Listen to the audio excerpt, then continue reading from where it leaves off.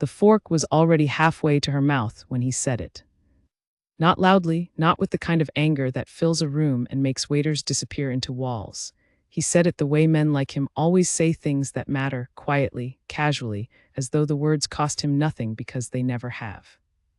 "You're Mandarin," he set his wine glass down. "I assume you have none." Maya Wallace did not put the fork down. She chewed slowly, swallowed, reached for her water glass, and took one calm sip. Then she looked across the table at Wei Zhongming, 61 years old, silver-haired, the kind of man whose net worth had so many zeros that he had stopped counting them sometime around his 45th birthday, and she smiled. Not the smile women give when they are flattered, the other one. He did not notice the difference. The table was set for 12, a private room on the 14th floor of a restaurant in Shanghai's Jing'an district, where the windows ran floor to ceiling and the city sat below like something glittering and enormous and permanent. Red lacquer chairs, chopsticks laid on small jade rests, a rotating glass centerpiece carrying dishes that arrived in a specific order, each one announced by a server in a tone that suggested the food itself had credentials. Maya was the only Western woman in the room. She had known this before she walked in. She had dressed accordingly, not to disappear but not to perform either. A deep navy dress, small gold earrings that had belonged to her mother. Shoes she could stand in for 3 hours if the evening required it, and evenings like this one usually did. She had been brought here by a man named Patrick Lowe, a British-born trade consultant she had worked with twice before, who had vouched for her as a business partner in a logistics restructuring deal that Wei Zhongming's company was considering. Patrick was seated 2 chairs to her left, currently absorbed in a conversation about real estate valuations in Shenzhen, and had no idea that the man at the head of the table had just decided, in the comfortable privacy of his own certainty, exactly what Maya Wallace was. What he had decided was decoration, a foreign face brought in to make the foreign side of the deal feel accommodated. A placeholder with a pleasant smile and no real function.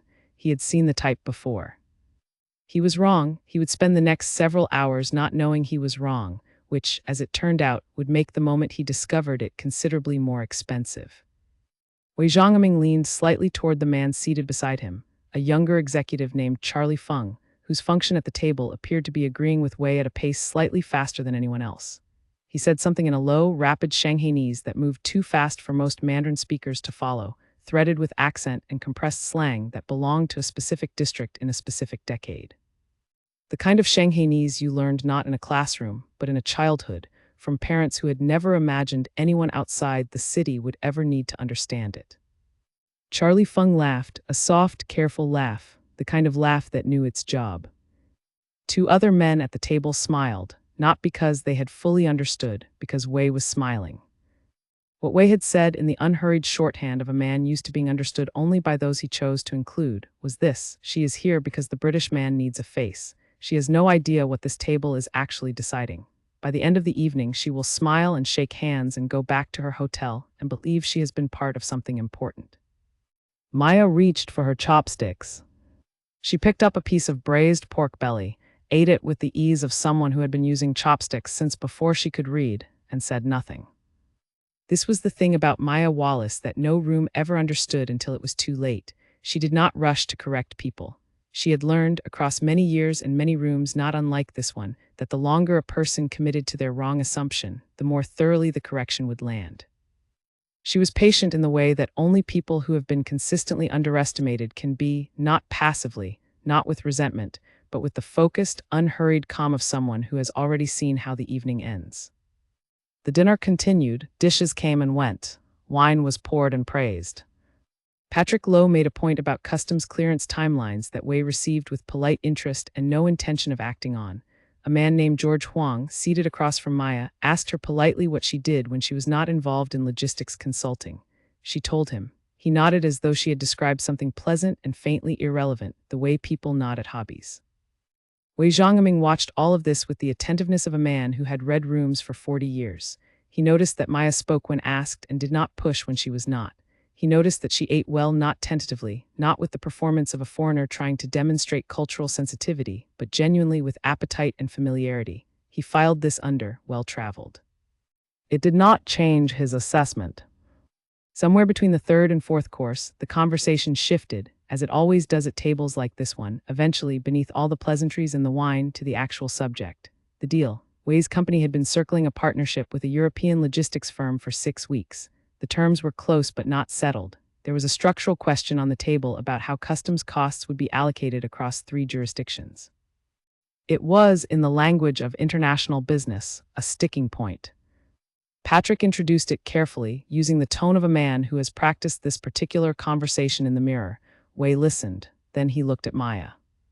"And what does your colleague think?" he asked in English. Deliberate, clear, directed at her, with the very faint suggestion of someone speaking simply for the benefit of a child. Maya set down her chopsticks. She picked up her water glass, turned it once in her hands, set it back down. She looked at Wei Zhangming across 12 feet of red lacquer and spinning glass and the wreckage of 4 courses, and she said, in Mandarin so precise and so unhurried that the room went briefly still. "I think the allocation question has a simpler answer than the one currently on the table, and I am happy to explain it, but I want to make sure I have your full attention first." The silence lasted approximately 4 seconds. Wei Zhangming did not move. His wine glass was still in his hand, halfway lifted, and it stayed there. Charlie Feng's small, careful smile had stopped moving. George Huang had turned from his conversation and was looking at her with an expression she had seen before, the specific face of a man realizing he has been reading a room incorrectly for the past 2 hours. Patrick Lowe made a small sound that was not quite a word. Wei set his wine glass down. The room was still. This was the moment Maya had been waiting for, not with satisfaction, though there was some of that, not with triumph, though the conditions for it were present. She had been waiting for it the way a person waits for a door to open, not impatiently, simply because the door has not yet opened and everything that matters is on the other side. She had said 9 words in Mandarin. 9 words, and 12 people at a table in Shanghai had rearranged everything they thought they knew about who was sitting in that navy dress with the gold earrings and the patient, unhurried smile. Wei Zhangming looked at her for a long moment, a real look this time, not an assessment, something closer to recalculation. "You speak Mandarin," he said, in English, slowly. She answered him in Mandarin. "I have been speaking it since I was 4 years old." Someone at the far end of the table laughed, a genuine laugh surprised out of him, quickly covered. Wei did not look to see who it was. He looked at Maya, and for the first time in the entire evening, he was paying attention. She had not raised her voice, she had not made a speech. She had not announced herself or demanded to be taken seriously or performed the complex, exhausting theater that women in rooms like this one are so often required to perform just to be heard. She had waited, and she had spoken 9 words in the right language at the right moment, and the room had done the rest. Outside the windows, Shanghai was lit up and enormous and humming with itself. Down on the street, 14 floors below, people were walking in directions that mattered only to them, carrying the specific weight of their own evenings. None of them knew that in a private dining room above the city, a man who had never been wrong about a room in his life was in the process of discovering what it felt like to be wrong about one. Maya picked her chopsticks back up. "Shall we continue?" she said, in Mandarin, pleasantly, as though the last 30 seconds had been nothing more than a small adjustment in the evening's temperature. Wei Zhangming reached for his wine glass. He nodded, and the room, which had been holding something without quite knowing it was holding it, let it go. Maya Wallace had not come to Shanghai to impress anyone. She had come because Patrick Lowe had called her on a Tuesday afternoon when she was standing in a Chicago grocery store trying to decide between 2 nearly identical brands of rice, and he had said there was a deal going sideways and she was the only person he trusted to unsideway it, and she had said give me a week to check my schedule, and he had said he needed an answer by Thursday, and she had said fine, Thursday. And then she had put the rice back on the shelf entirely because the call had made her lose interest in the decision. That was how work came to Maya Wallace, not in the shape of ambition exactly. More in the shape of problems that needed a specific kind of solving, and the particular awareness, developed slowly over many years, that she was often the right person for that shape of problem.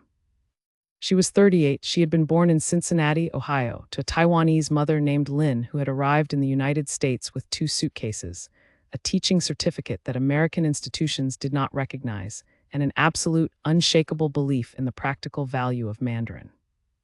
And to a father named Calvin Wallace, a quietly brilliant man from Louisville, Kentucky, who had worked in logistics his entire adult life and who believed with equal conviction that the most important skill a person could develop was the ability to listen before they spoke. Maya had been raised between these two philosophies. On Saturdays from the age of 4 until the age of 16, her mother drove her to a Mandarin language school in a church basement on the east side of Cincinnati. The car had no working heater for 3 of those years. They wore coats and gloves during the drive, and Lynn taught Maya vocabulary through the fogged windows, pointing at street signs and storefronts, and asking her daughter to translate what she imagined they might say in another language. Her father taught her logistics. Not formally, not with textbooks, but in the way parents teach children the things they know best, through proximity, through stories told at the dinner table about shipments and regulations and the specific maddening way that things get lost between borders. He had a phrase he returned to often: the most expensive thing in business is a misunderstanding nobody corrected. Maya had spent her adult life in the space where her parents' 2 lessons met. She had gone to university in Ohio, studied international business, graduated without distinction, which concerned her only briefly before she realized distinction was not what she was after. She had moved to Taiwan at 22 to improve her Mandarin and stayed for 3 years. Then she had moved to Chengdu. In Chengdu, she had taught not language lessons to foreigners, but university seminars in business communication, in Mandarin, to Chinese students who had initially been confused about why a half-Taiwanese, half-American woman from Cincinnati was standing at the front of their classroom, and who had fairly quickly decided after the first 2 weeks that she was one of the best teachers they had encountered. She stayed for 8 years. She taught classical literature alongside business theory because she believed you could not truly understand a language without understanding the literature that had shaped the way its speakers thought. She taught Du Fu and Li Bai not as history lessons, but as frameworks for how meaning moved between people. She came back to the United States when she was 33 with 3 dialects, a deep understanding of how Taiwanese, mainland, and overseas Chinese business cultures differed from each other in ways that most Western consultants never bothered to learn, and the particular exhaustion of a woman who had spent a decade being the most surprising person in every room she walked into. She had built her consulting practice slowly, carefully, working primarily with European and American firms trying to establish or restructure relationships with partners in mainland China or Taiwan. She was not the cheapest option. She was not the most prominent. But she had a reputation, among the small number of people who had actually worked with her, for the thing her father had spent his career chasing: correcting misunderstandings before they became expensive. Patrick Lowe was one of those people. He had worked with her twice before, once on a supply chain negotiation in Taipei and once on a distribution restructuring in Guangzhou, and both times she had done the thing she did, which was to sit quietly in rooms where she was underestimated, and then say exactly the right thing in exactly the right language at exactly the right moment, and the problem that had seemed intractable would shift. He had never fully explained this ability to his clients. He was not sure he could. He only knew that when something was going sideways and he needed it to stop, he called Maya Wallace. The Wei Zhongming situation had been going sideways for 6 weeks by the time Patrick called her in that grocery store aisle. Wei's company, a manufacturing and logistics conglomerate with operations in 7 provinces, was being courted by a European firm looking to expand its distribution infrastructure into southern China. The terms of the partnership were close to settled. But a customs cost allocation question had become a sticking point that neither side's legal teams had been able to resolve, partly because of the actual complexity of the question and partly because, and this was the part Patrick lowered his voice to explain, the 2 sides had developed, in the weeks of negotiation, a mild but real distrust of each other that was making every conversation harder than it needed to be. Wei's team believed the European firm's representatives were not being honest about their cost projections. The European firm's representatives believed Wei's team was moving goalposts. Both beliefs had just enough evidence to sustain themselves, which is the most dangerous kind of wrong belief. Maya had listened to all of this standing in the grocery store aisle with a bag of dried noodles she had picked up without noticing. When Patrick finished, she asked him 3 questions. He answered all 3, then she said she would call him Thursday. She called him Wednesday. She said she would go to Shanghai. She named her rate. He agreed without negotiating, which was how she knew the situation was genuinely difficult. She prepared for 2 weeks before the dinner, not for the small talk, not for the wine or the food or the social mechanics of a private business dinner in Shanghai. She prepared for the question. She read every document Patrick had shared, and she read them not as a consultant reading for the answer, but as someone reading for the misunderstanding. The specific place where two sets of people talking about the same thing had somehow arrived at completely different pictures. She found it on a Tuesday afternoon. It was in a clause about customs broker fees and how they were defined across two different legal frameworks. The European firm was using a definition standard to their domestic market. Wei's team was using a definition standard to Chinese customs practice. Neither definition was wrong. They simply were not the same definition, and in the gap between them, 6 weeks of distrust had accumulated. The solution was not complicated. Once you saw it clearly, it was almost obvious. The hard part had been seeing it clearly, which required understanding both frameworks well enough to notice where they diverged, which required exactly the kind of knowledge that Maya Wallace had spent 15 years of her life building. She flew to Shanghai on a Sunday. She checked into her hotel. She walked for 2 hours along the Bund because walking helped her think, and she thought about her father, who had once told her that the most important thing was not to have the answer but to wait for the right moment to give it. Timing, he had said, is just respect wearing a practical suit. She ate alone that evening at a small restaurant near her hotel, a bowl of Dan Dan noodles and a cup of tea, and she read nothing and thought about nothing in particular and went to bed early and slept well. The next evening, she put on the navy dress and the gold earrings and took a car to the Jing'an district, and she walked into a room where a man who had spent 61 years being the most important person at every table he sat at looked at her and decided in the comfortable space of 3 seconds that she was not a person who would trouble him. She had picked up her chopsticks. She had waited. She had said 9 words. And now, as the dinner moved into its later courses and the conversation around the table found its new footing, Maya could feel the room recalibrating around her. 12 people adjusting their internal maps, deciding where she actually sat now that their first decision had been proven wrong. Wei Zhongming had not spoken directly to her again after those 9 words. He was talking to Patrick now, with a slightly different quality of attention, more guarded, more careful, the attention of a man who has realized he may have missed something and is checking to see how much. Patrick, who still had no idea what had just happened, was answering pleasantly and a little too eagerly, the way Patrick always did when he believed a conversation was going well. George Huang, across the table, had glanced at Maya 3 times in the last 10 minutes. Charlie Feng had not looked at her at all. She ate her dessert. It was mango pudding with a small flower pressed into the surface. She thought it was very good. She was in no hurry. The evening still had things in it. She could feel them waiting, the way you feel weather coming before the sky has changed. Outside, Shanghai hummed and lit and moved in its enormous way. Inside, over mango pudding and the last of the wine, 12 people sat around a table, and one of them knew something that the others were only beginning to suspect. The question was not whether Wei Zhongming would eventually say the thing that needed to be said. The question was how long it would take him to decide that saying it was worth what it was going to cost him. Maya finished her pudding. She picked up her tea. She waited. The bet arrived after the tea was poured and before anyone had thought about leaving. It arrived the way things arrive when powerful men have been drinking and are performing ease for each other, sideways, wrapped in humor, delivered with a smile that did all the work of making it look like nothing important was happening. The smile was the container. Inside the container was something else entirely. Wei Zhongming set down his teacup and looked around the table with the satisfied expression of a man about to say something entertaining. His eyes moved over each face, testing the room's readiness for whatever was coming, and when he was satisfied, when he had calculated, in the practiced way of a man who had hosted 1,000 evenings like this one, that the table was warm enough and loose enough and comfortable enough, he said it. "I would like to make a small wager," he said in English, for the benefit of the table's non-Chinese speakers, and specifically, unmistakably, for the benefit of Maya Wallace. $100,000 American to anyone at this table, he paused, and his gaze landed on Maya with the precision of someone who had already decided where it was going, if our guest from Chicago can hold a real conversation in Mandarin for 10 minutes. He said real with a lightness that made it heavier. The table received this in different ways. Patrick Lowe looked at Wei with a polite, uncertain smile, the smile of a man trying to determine whether something was funny and how much. George Huang had the expression of someone watching a scene he had seen a version of before and was not entirely comfortable with. Charlie Feng laughed, the soft, careful laugh right on schedule.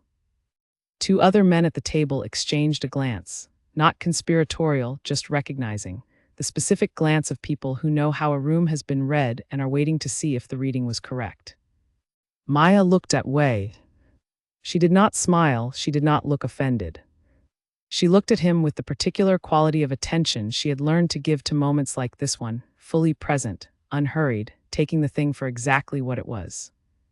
Then she said in Mandarin, without raising her voice, without performing anything, "What do you consider real?" The question landed. Not with noise, not with drama. It landed the way a key lands in a lock, the small, specific sound of something fitting exactly where it was meant to go.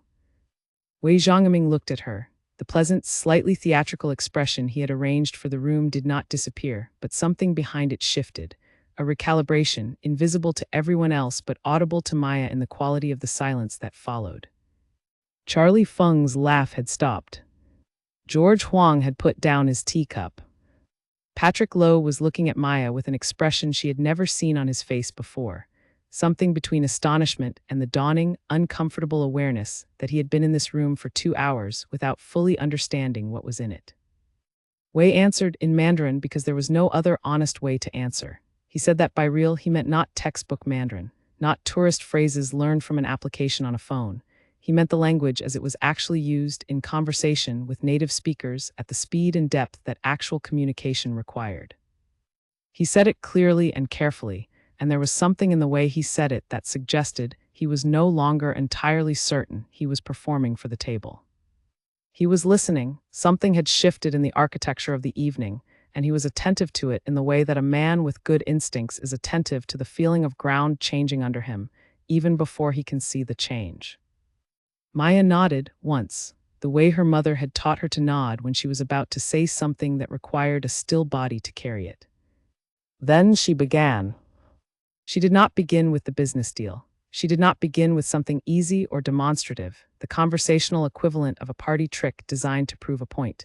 She began where she always began in Mandarin when she wanted to show the difference between a language learned and a language lived. She began with something she loved. She spoke about Du Fu, the Tang Dynasty poet.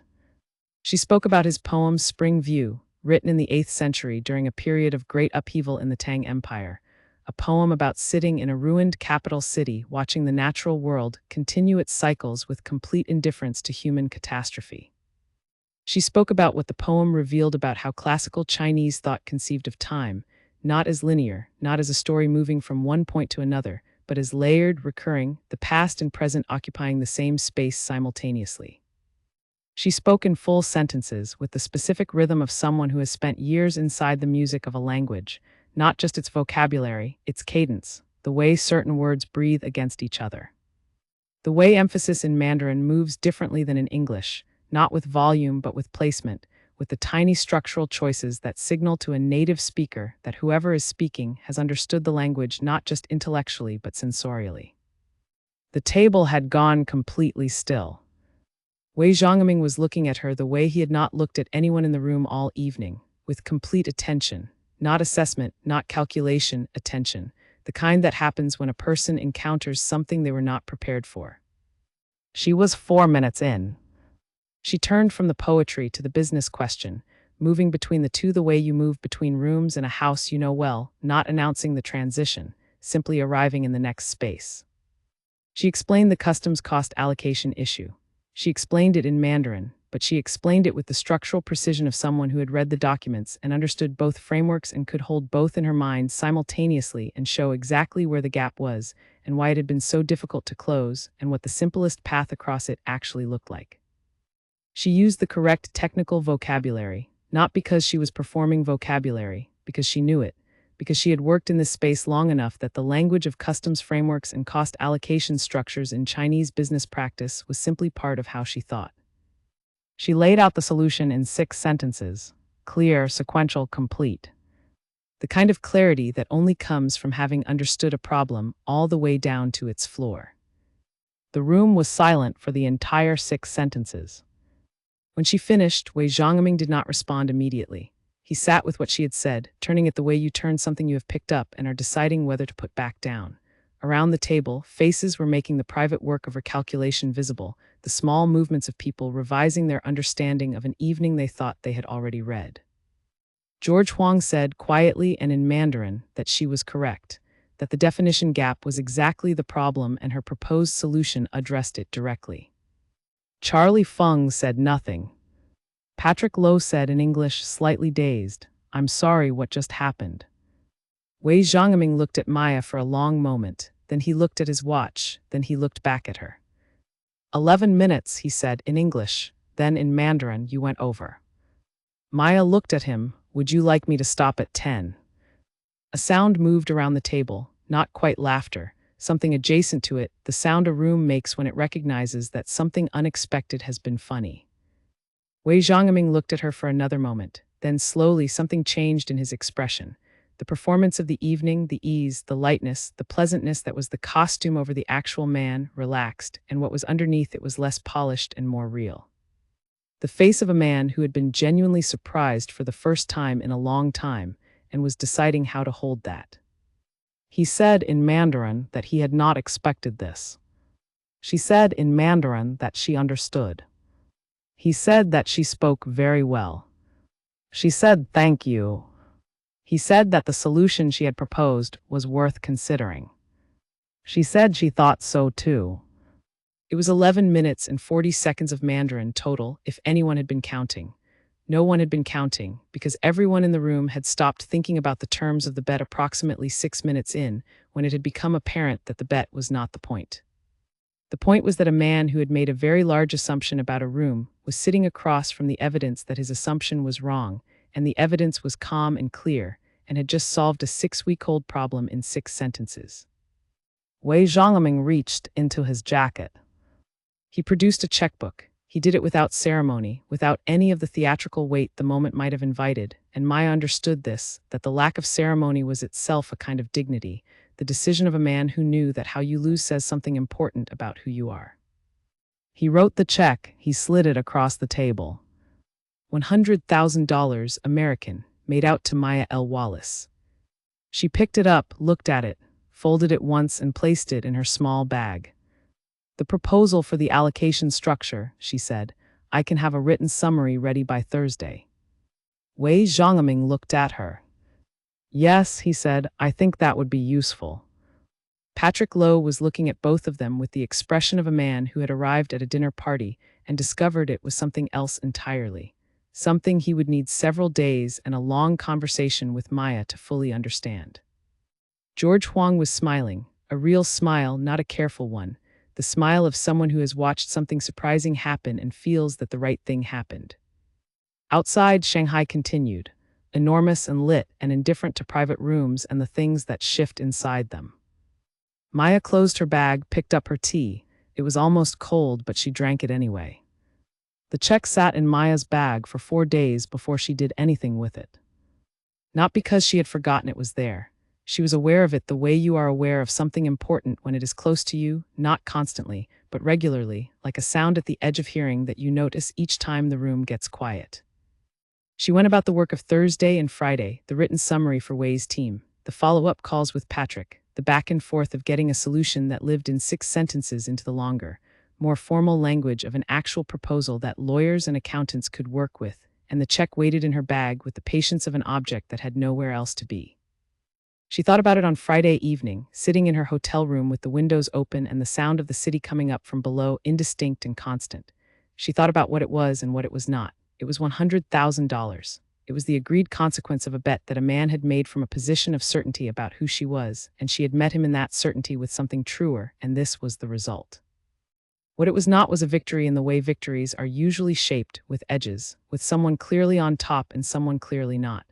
Wei Zhangming had written the check without performance, had sat in the room with his mistake without turning it into something that needed to be managed, and she had respected that. There was a quality of honesty in the way he had responded that she had not fully expected, and she found herself thinking about it more than she had expected to think about it. She thought about her parents. Her mother Lynn, who was 71 years old now and living in the same house in Cincinnati, where Maya had grown up, who still walked to the market every Saturday morning and still read every night before bed, and who had spent 12 years of Saturday mornings driving her daughter to a church basement to learn a language she believed, with the quiet, unmovable certainty of someone who has held a conviction long enough for it to become a fact, would matter. Her father, Calvin, who had retired from logistics 7 years ago and spent his days in the garden behind the house growing tomatoes and reading history books, and occasionally calling Maya to tell her something he had read that he thought she should know, who had taught her, without ever teaching it directly, that the most important thing about knowing something was understanding when it was the right time to say it. She had spent 15 years carrying what both of them had given her. Into classrooms, into boardrooms, into rooms like the one last Tuesday in Jingen, where 12 people had looked at her and seen decoration, and into the specific, quiet knowledge that she was not decoration, had never been decoration, and that this fact would eventually become visible to anyone who stayed in the room long enough. On Saturday morning, she made two decisions.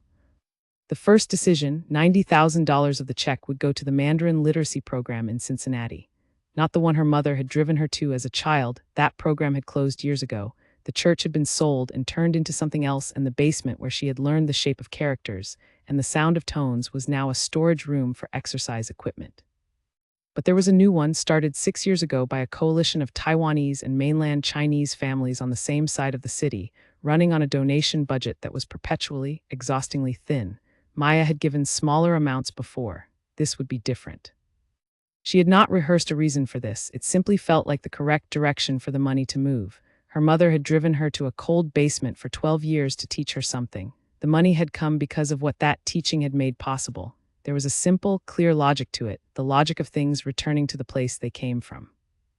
The second decision, $10,000, would go to her mother, by wire transfer, on Saturday afternoon with no note attached.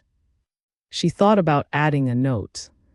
She started one in her head, several different versions, and discarded each one. Everything she could have written felt like it was explaining something that did not need explaining, or summarizing something that was too large to be summarized. Her mother would receive the money and she would know, because she was Lynn Wallace and she understood her daughter's silences as well as she understood her words, that it meant something. What it meant could be worked out in conversation. She transferred the money on Saturday from her hotel room, with the windows still open and the city still sounding. Then she called her mother. Lynn picked up on the second ring, which was how she always answered when she saw Maya's number. Not on the first ring, which would seem eager, not on the third, which would seem inattentive, but on the second, which was the answer of someone who had been waiting, pleasantly, without urgency, for the call to come. They talked for a while about ordinary things first. The tomatoes in the garden, Calvin's project, which had produced more than 2 people could reasonably eat, meaning neighbors were receiving tomatoes whether they wanted them or not. A book Lynn had finished and was considering reading again. The weather in Cincinnati, which had been good, and the weather in Shanghai, which Maya described as bright and large feeling in a way she had trouble explaining, and her mother received without needing it explained. Then Maya told her about the dinner. She told it simply, without drama, which was the only way she knew how to tell things. The room, the table, the man at the head of it, what he had said, what she had heard, what she had not said, and then what she had said, and then what had happened. Her mother listened through all of it. Lynn was an excellent listener, not silent, not passive, but present in the specific way of someone giving a thing their full attention. She made small sounds that meant she was following. She asked one question in the middle of the story about the poetry, which poem specifically, and when Maya said Du Fu, Spring View, Lynn said ah, in a tone that held a great deal of information in a very small sound. When Maya finished, there was a pause. Then Lynn said, and the money. Maya told her. Another pause. She could hear her mother thinking, which was not a silence so much as a texture, the slightly different quality of quiet that meant Lynn Wallace was holding something up to look at it from several sides before deciding what to say. 90,000 to the program, Lynn said finally, 10,000 to me. Yes, and no notes. No notes. Her mother was quiet for a moment, then she said, the man who made the bet. Maya waited. Did he learn something? It was the question Maya had been carrying since Tuesday, not consciously, not in a way she could have named if someone had asked her what she was thinking about, but it was in the room with her, the way the check had been in the room with her, present, patient, not pressing for an answer. She thought about Wei Zhongming, the way he had looked when she spoke the first 9 words, the specific shift in his face, the checkbook produced without ceremony, the conversation afterward, shorter and more direct and more honest than the conversation before. The proposal request delivered plainly without the performance of pleasantness that the earlier part of the evening had required. She thought about what it meant to learn something, when the something was a lesson about your own certainty. She thought about how that kind of learning lands differently depending on the person. For some people, it calcifies into defensiveness, and the lesson becomes something they carry with resentment. For others, it opens something, a small window, not large enough to call transformation, but real enough to let air in. She was not sure which kind Wei Zhangming was. She had not known him long enough to know. She had only known him for one evening and 1 week of proposals, and people were not legible in that amount of time. He learned something, she said to her mother. What exactly, I don't know. Lin received this. That is honest, she said. It is the honest answer. Her mother was quiet for a moment more. Then she said something in Mandarin, a phrase from Du Fu, the same poem, 4 characters that translated roughly to, the flowers have bloomed through the news of war. The phrase meant, the world continues its work regardless of what we think we know about it. Maya sat with it. Yes, she said. They talked for a few more minutes about nothing important. The tomatoes, a neighbor's new dog, a recipe Lin had found and wanted Maya's opinion on when she was next home. When they said goodbye, it was the ordinary goodbye of people who speak often and well, without ceremony, without weight, because the important things had already been said. Maya put her phone down. Outside, Shanghai was doing what it always did, which was continue. The city was not impressed by what had happened in a private dining room on Tuesday. The city was not aware of it. It moved at its own enormous speed, full of its own enormous concerns, indifferent in the way that large things are indifferent to the small, specific moments that turn out for the people inside them to be very significant. Maya had a flight booked for Monday morning. She would go back to Chicago. She would write up the final version of the proposal and send it to Patrick and to Wei's team. There would be more calls, more revisions, the long, ordinary work of turning a solution into an agreement that both sides could actually live inside. And then she would book another flight, not for work. For something she had been meaning to do for a while and kept finding reasons to delay. She would go back to Chengdu. Not for a project, not for a client. She had a former student there, a young woman named Claire who had taken Maya's business communication seminar 8 years ago and had since started her own small company and had written to Maya twice in the last year asking if she would ever come back and speak to the new students. Maya had written back both times with warm, vague answers that did not commit to anything, because the timing had never felt right. The timing felt right now. She thought about the church basement in Cincinnati, closed and converted, the Saturday mornings, the cold car with the broken heater and her mother pointing at street signs. 12 years of that, so that one evening in a private room in Shanghai, a woman in a navy dress could say 9 words that changed the temperature of a room. None of it wasted, all of it here, now in her, in the Mandarin that sat in her body not as a learned thing but as a living one, the way a language lives in a person when they have not just studied it but loved it. She thought about her father's phrase, the most expensive thing in business is a misunderstanding nobody corrected. She had corrected one, she would correct others. That was the work, that was the shape of the thing she did. She closed the window against the evening air, which had turned cool. She started packing. On Monday morning, she took a car to the airport, checked her bag, bought tea and a newspaper she did not read, and boarded a plane heading west. The city fell away behind her, enormous and lit and going about its own long business, and Maya Wallace looked out at the clouds and thought about nothing in particular and felt, without making much of it, that she was going in the right direction. In Cincinnati, in a 2-story house on the east side of the city, Lynn Wallace went to the market on Saturday morning, came home, put the groceries away, and then sat at the kitchen table for a few minutes in the morning quiet. She thought about her daughter.